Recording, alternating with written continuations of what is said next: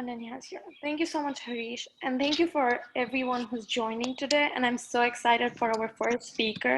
And I'm Heath Kudasra, a recent graduate from Pepperdine and an advisor at FinMango. And I'm so excited to moderate this session and looking forward to an amazing discussion on financial literacy for women. So please join me in welcoming Ananya Parekh, who founded Inner Goddess at the age of 20. As a social entrepreneur, she's changing women's world with education, financial literacy, and empowerment. She specializes in gender equality. Her other initiatives include Big Sister Program, a mentorship platform for underprivileged girls, and is currently a sexual and reproductive health and rights fellow. Her passion lies in understanding and supporting the intersection of gender and poverty. A two-time vice president at ISAC in Chennai, Ananya was the Indian delegate of the 2017 Girls G20 Summit at Munich, Germany. Thank you so much, Ananya, for being here today and inspiring all of us. We can't wait to hear about your journey. So over to you, Ananya. Okay. Thank you, Heath, and thank you, Harish, for giving me this opportunity. I just want to quickly check if I'm clear and audible. Yeah, you are. Okay, fantastic. So I'm just going to take about I think 10 odd minutes to just explain what I have done within a goddess and what was really the reasoning behind me doing the work that I do. And then I'm going to just hand it over to Heath to ask me questions so that we can take the conversation forward. So my name is Ananya Parekh. I am 24 years old. I was born and brought up in Chennai, and I've always lived very happily and very peacefully with my nuclear family. And I was never told or never discriminated per se because of my gender. I grew up in a fairly progressive environment, and I am extremely grateful and blessed for it. Although what happened was, as I was growing up, I did understand that there was some difference between men and women, although I couldn't really speak about it, and I didn't have the adequate vocabulary for it. As I grew up, I was fairly good in my studies. I did fairly well in school. I decided to do engineering when I graduated. And around that time was when I read this book called Lean In by Sheryl Sandberg. I'm a bit of a bookworm, so I kind of sat down and read it in one sitting. And it's supposed to be an inspirational manual in more ways than one. But for me, I think inspiration came in the form of anger and frustration. I got extremely mad at the fact that women don't become leaders solely because they're women, and that kind of, it was very appalling for me to hear something like that, especially from a part of the world that is supposed to be progressive and it's supposed to be very innovative and forward looking. And that scared me a little bit, thinking that, if I'm not going to be able to grow because I'm a woman, that's probably not fair. And I want to do something about this. I was feeling very restless about it, so I wanted to do something. And that's when I kind of started discussing the idea with my family, with my friends, with people that I worked with at the time. And they said, okay, why don't you do something? So that's how Inner Goddess was born. There's no other crazy story behind it. I also really took it as it came. I wasn't too much of a planner back then. I just literally did things on impulse. And it was born as an initiative to just kind of uplift the movement of women leadership. We wanted to ensure that women have access to skills that can help them become better leaders.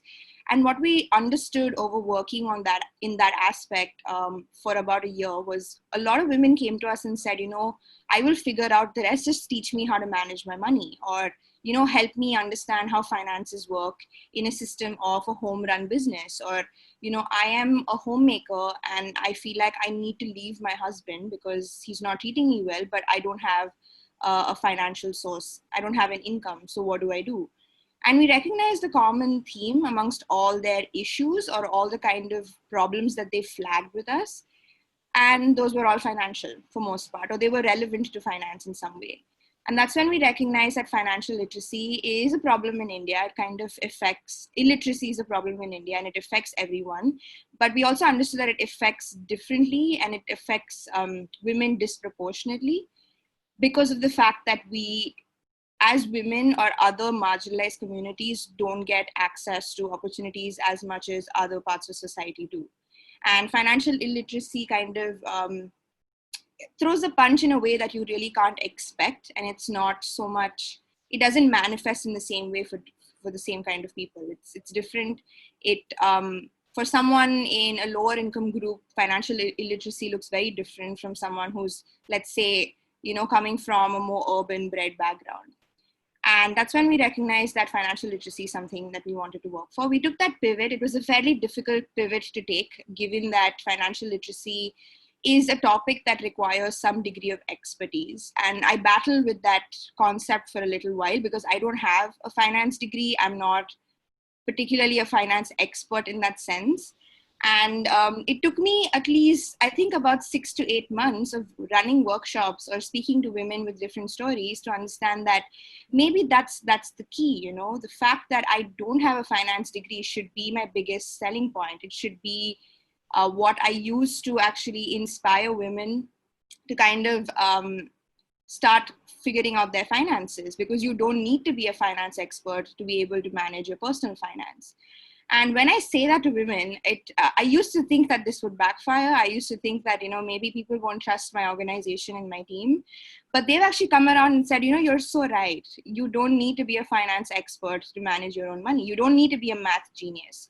So I think busting those myths and kind of removing those misconceptions has been a great feat for us as a team. We've understood that literally anyone can become financially literate if they kind of put in the effort. And people in my team have been past participants. They have been attendees of our workshops, and they kind of turned around and said, now that I know and I've empowered myself, I would like to do the same. And there's a lot of it's kind of like a loop where people join our workshops as participants and then come out of it saying, I'd like to volunteer, which is a very interesting, fun experience.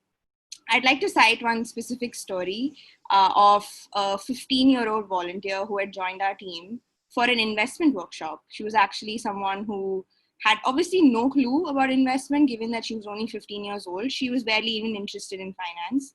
But she recognized that Innovatis was a fun place to be in, and she was going to work. She was going to get some work experience.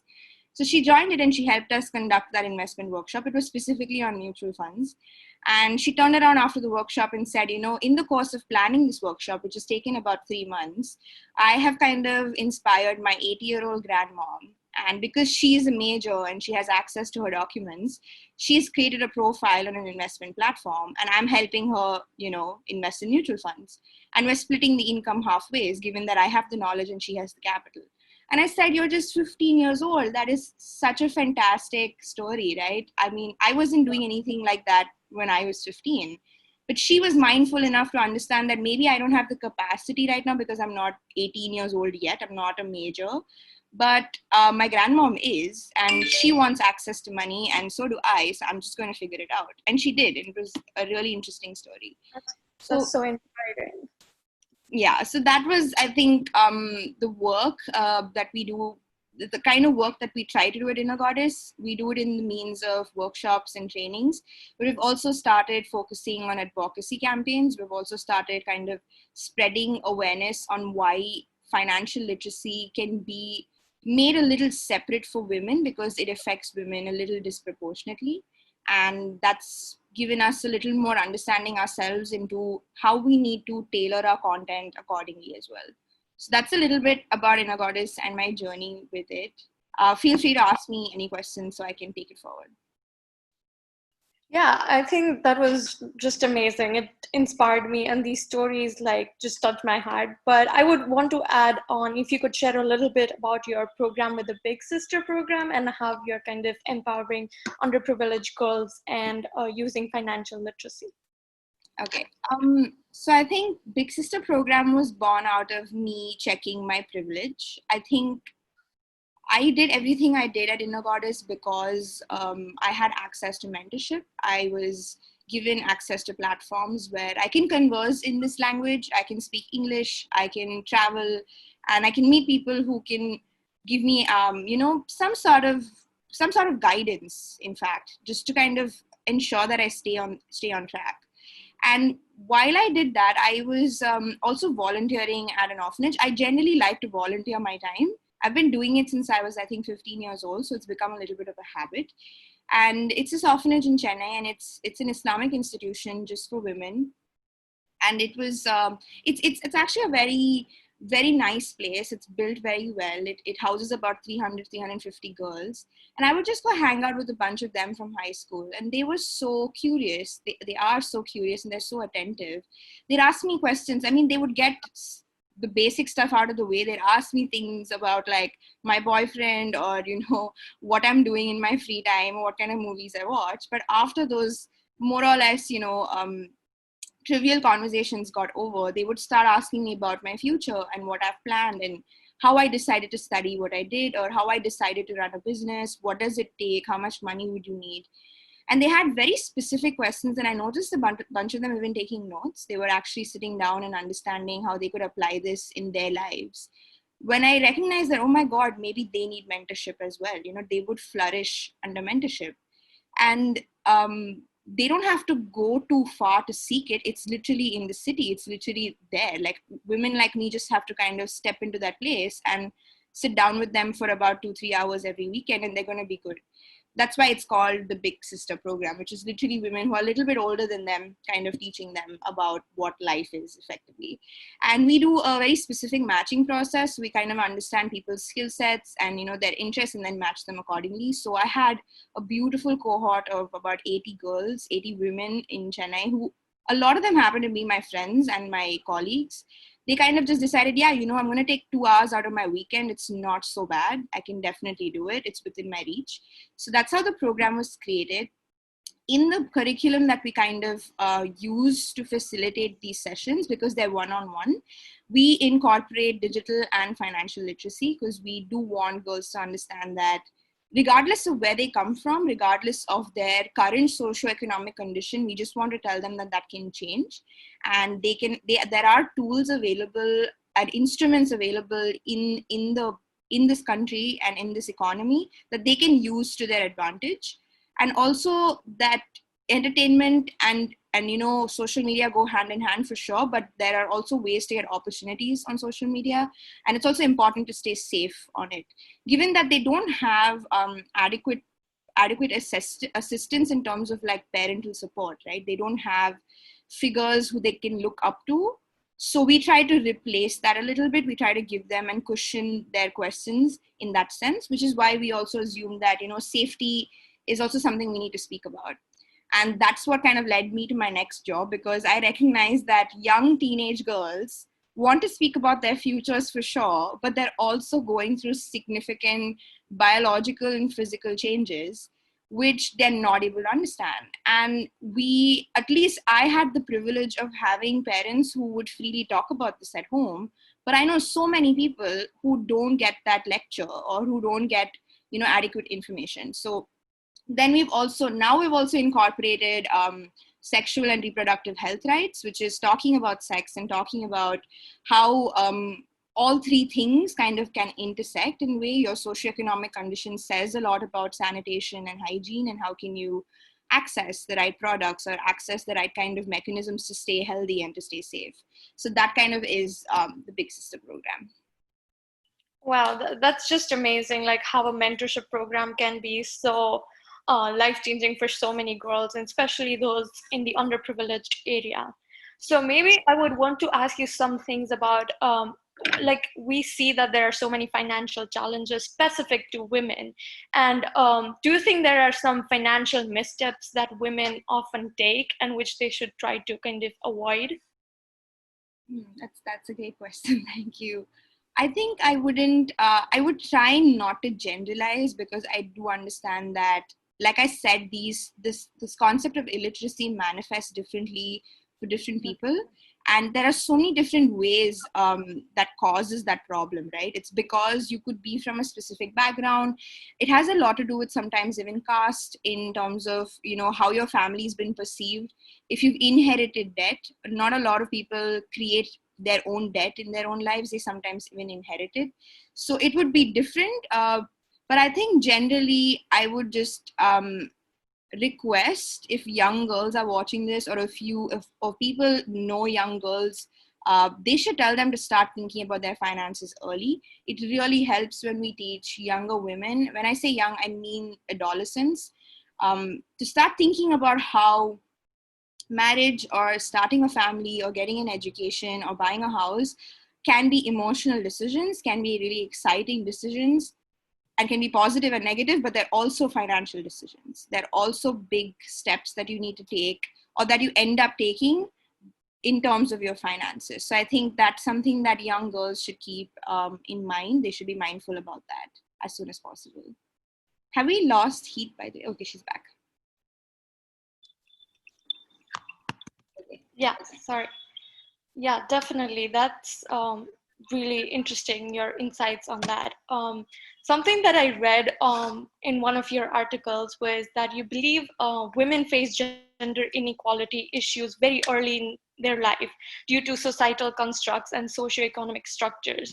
So, like, what is a piece of advice that you would give them based on just the environment that they kind of work in, or just these issues that they kind of face, and especially in different areas? I think it's important. I won't say this to younger girls because I would think that we should be serving them as opposed to them kind of checking and seeing if something is wrong. You know, I mean, I don't think that's very conducive for a child, especially when they're growing up. And I don't say this just for children who are, you know, female since birth, because they're also still building their gender identity when they're children. So I think it's children in general need to be in structures. They should have access to safe environments when they're growing up. And when I say safe, I don't mean just physically safe, but also psychologically safe environments where they're not being discriminated, where they're not being put down because of their identity or how they choose to, you know, perceive their identity. So I think I will not give I would actually stray away from this conversation and say that we need to do better for children as opposed to children getting access to advice or, you know, ways to, you know, navigate the system. We should better the system. But as when you're growing up, I think women who are, you know, in their early 20s, a great learning for me is to understand how much I have internalized as, you know, misogyny or the patriarchy, in the sense of how I sometimes tend to be a little clouded in my judgment, my own judgment, when I am navigating my life. Let's say, for example, I am deciding, let's say, to pursue an education. Do I really need to factor in advice from the men in my life more than the women, or should I be actually looking at it from my own degrees of, you know, autonomy, and see what is possible by me financially, what is possible by me emotionally and physically, and then making decisions accordingly? Because I have recognized that a lot of us, even if we're working in the gender space, or even if we, you know, we're protecting feminist rights, we also internalize a lot of this. It's also kind of inbuilt in our heads, and unlearning it does take time. So I would just, I don't know, tell people to have conversations with themselves, check your self-awareness, see how much is really your own perception and your own thoughts, and how much is something that you've internalized. So that would be. Definitely. Thank you so much for answering that. So we have another question, is how important is financial literacy for urban school children? That's a very broad, blanketed question. I think I would like to just talk about, you know, how I believe that financial education or financial literacy modules need to be institutionalized, because it's the, at the moment, in my opinion, I think it's the only way to make it equitable, given that different families can think differently about finances, and then that's what you kind of learn, and that becomes like your, like a script that you play along for the rest of your life, and then you kind of even pass it on, right? But when it's taught in schools equitably, I think everyone gets access to information, and then they have the agency to make decisions. Then they have their own space to kind of understand the information and then apply it in their own way. And that's what I think can help children when they're growing up. And like I said earlier, the better. If they start making financial literacy mandatory, let's say even from 5th grade or 6th grade, by the time you finish school, you have access to information regarding the economy, regarding finances, and you're ready to start making decisions using your own perspective, as opposed to literally replicating, let's say, what your family's done or how your family thinks. So I think, and I don't just mean this in terms of urban schools, I think even schools across India should institutionalize finance, especially, and make it accessible even by not just keeping it English centric. You should be able to understand how banks work in your own language. You should be able to understand how to fill out like a check leaf in your own language. You don't need to only know English to be able to do that. And that's again like an intersection between how systems can collaborate and make this happen.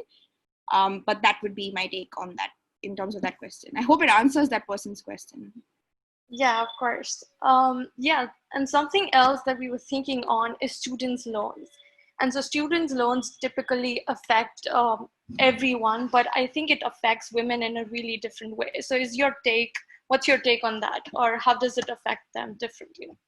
I think it's a very interesting conversation I was having earlier with a mentor, and she said the concept of debt itself is very skewed in terms of India, given that we do know about the microfinance and SHG schemes in India, right? We do know that women have access, a lot more access than they ever have. But what's happening is that there is so much pressure in terms of paying those loans back, and there's so much even in terms of interest rates, and that becomes a little bit of like a financial discussion. But the way the system has been created is really not supporting women. It's making them further rely on other informal ways of borrowing money, and that's becoming more problematic, and it's kind of becoming counterproductive in that sense. And I think this book called Fearless Freedom by Kavita Krishnan has done a fantastic piece on that. It speaks very greatly on the SHG and microfinance situation in India, and how it's not aiding to its purpose. It's not catering to women as much as it's supposed to. I also think that debt affects families differently, given how much debt you've had and how much you've inherited. A lot of families from poorer households have debt for years now. It's ridiculous to see how much debt, and it's ridiculous to see how long they've incurred it. And snapping out of that cycle is going to take forever. It's going to take a big systemic change to make that happen, because I do not possibly think that every family can literally pay all that money back, because it dates years ago. I also think that student loans, there's also a psychological concept that women don't want to burden their families in India. We have this internalized feeling that we don't want to burden the father of the family by asking him to pay XYZ money for our education. But it's a very different conversation when it comes to a wedding. It's a very different conversation when it comes to let's say land or something like that. So I think student loans itself as a concept is uh, a little bit odd for our country, given that women in education don't have a great relationship and a great history in our country. I have come across two really cool initiatives though, and I would like to talk about them here, because if anyone needs help, I think that's something that I can do. There's this platform called StuCred, which is specifically a lending platform only built for students who are in college. So unless you have a college ID card, you can't borrow from them, and they charge no interest rates whatsoever. So it's just to build your credit profile and credit score from a younger age. And their objective is also to build awareness on the credit system in India. They want young students to be aware of how credit works in a country like India.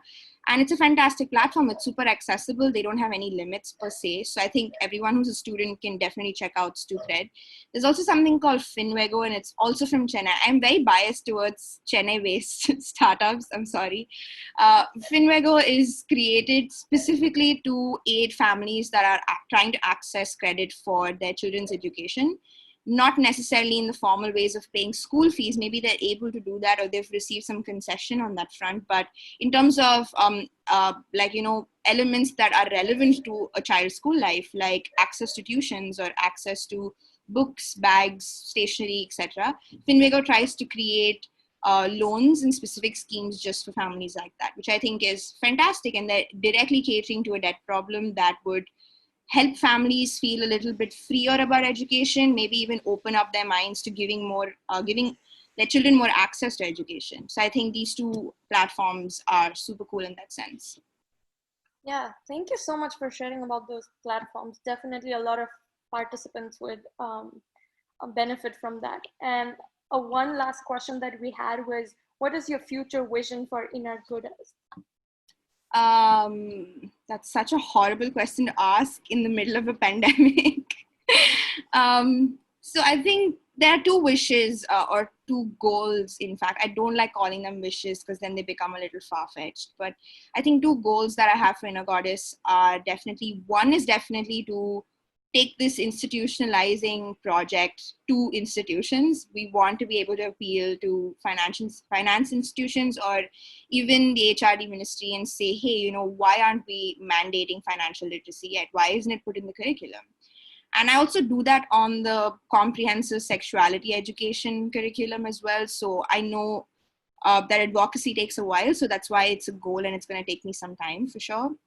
And I think the second thing is to become a little more inclusive in our approach. I know we only say that we teach women, but we're trying to become more, we want to be allies to other communities as well. And when I say other communities, I mean more marginalized communities in the sense of trans people, other aspects of the LGBTQ community, even women who are more marginalized than poorer women. I mean, in the sense that sex workers probably don't understand financial literacy or their take on it will be very different. Disabled people need to have access to finances as well. What is the government doing in terms of that? And I know I just want to make Inner Goddess's work more approachable and more inclusive in that sense, and not just, restricted to women who are from urban communities. I think that's there's different ways to kind of improve their financial literacy, but maybe other communities may not have equal access or equitable access. So that those are two dreams and goals that I have for Inner Goddess for now. Yeah. Thank you so much for sharing that. That's a great vision, and we wish you luck with that. And thank you so much for being here and sharing with us your story, inspiring so many of us with your journey. And we would just like you. Okay. Yeah, I'll just quickly jump in. Sorry. Thank you, Ananya. Thank you so much for doing this. Hope you're safe. Stay safe. And also the two organizations that you mentioned a little earlier, if you could just, type out their names or their links onto the chat box, it'd be super useful for us. Yeah. We could also share it using our page. We also started in Chennai, at least the Indian leg of things. So yes, we understand where you're coming from. Thank you so much. Stay safe. Yes, thank you so much, everyone. Thank you, Harish, for the opportunity. I'll also be sure to thank Sonal as well for me, because I know she recommended me. Have a great day. I hope the event goes fantastic. Everyone, please stay safe. Thank you. Thank you. Take care.